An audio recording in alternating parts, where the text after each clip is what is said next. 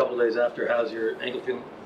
It's feeling pretty good. I'm up to speed, up to schedule.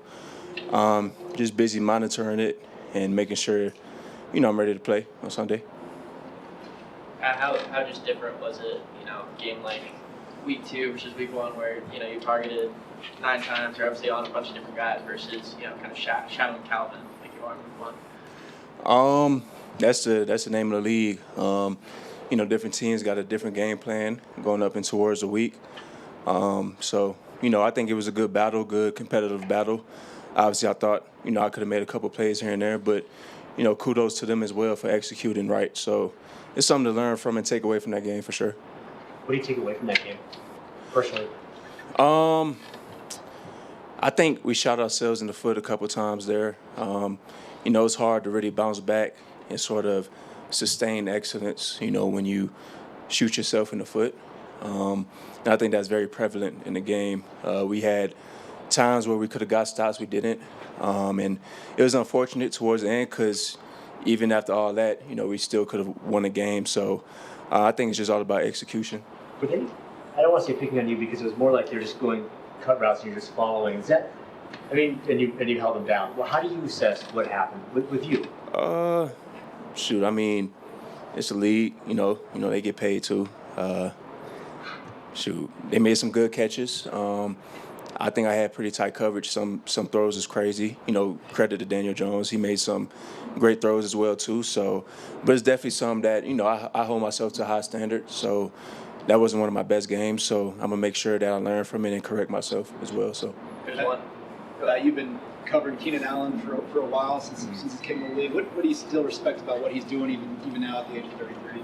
I respect it a lot. Good for him for going back to LA.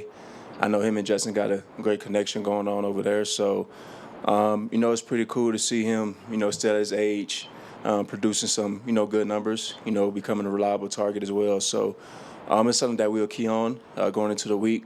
And I think they got different receivers with different traits. So, that helps their offense a lot. What types of conversations, if any, do you have with J.K. Dobbins just about what their offensive personnel likes to do or Justin likes to do?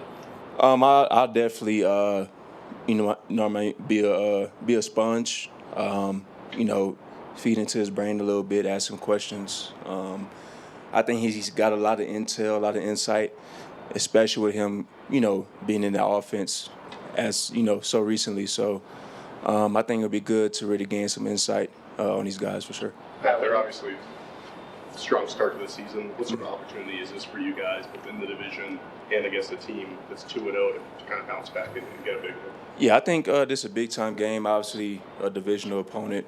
Like what Sean said before, win this game and we first in the division. So I think that's a big mark that we want to hit, especially early on in the season. So it's always good to win those divisional games early on, to, set you forward for the rest of the season. So when you go back and watch, your tape from that kind of week 2, you go back and look at it and say, hey, this kind of, I think 7 catches you had on you. Were you like, hey, this is because of the game plan, or were there times where you look at your technique and say, man, no, I can be sharper here, I can do this, I can do that?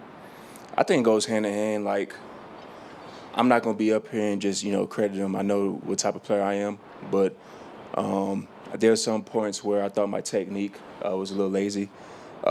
Knowing that I could have been better with my placement, my footwork, knowing what certain routes was coming. But also, like I said, they made some great throws, great catches. I feel like I was on them like white on rice. And, sometimes they just make good catches. But, at the end of the day, it's a lot to learn from, a lot to gain from that. It gives me a lot of motivation to make sure that I'm on point and I'm on cue. So, Pat, how does your dad, when you maybe don't have one of your better games, does he call you, talk to you, or how does that kind of work or whatever? He didn't really watch the game, so okay. I don't think he has too much to judge yet. Obviously, he was busy doing his thing, but when I have games like that, I think he knows it as well too. It's the life of a DB. Sometimes, you're gonna have some rough games, like games where you're not, on top of your game. So I think he understands that, but he also knows that, me, I'm a student of the game. I'm always looking to get better. I'm never complacent in my work habits, in my study habits. So it's a lot for me to really just adjust, understand what went wrong, and just fix it at the end of the day. In the week, just keep on going by. Just fix it. Pat, not just for you, but when a defense has a game like that, are you much more excited to get to that next week's game? Yeah. I think we're highly motivated. I think we left the field knowing that that wasn't our best, and I think we all know that as a unit. But why not, go into this week knowing it's a divisional opponent, just to put your best foot forward, and have the best game we could possibly have going into this week. So I think we're highly motivated.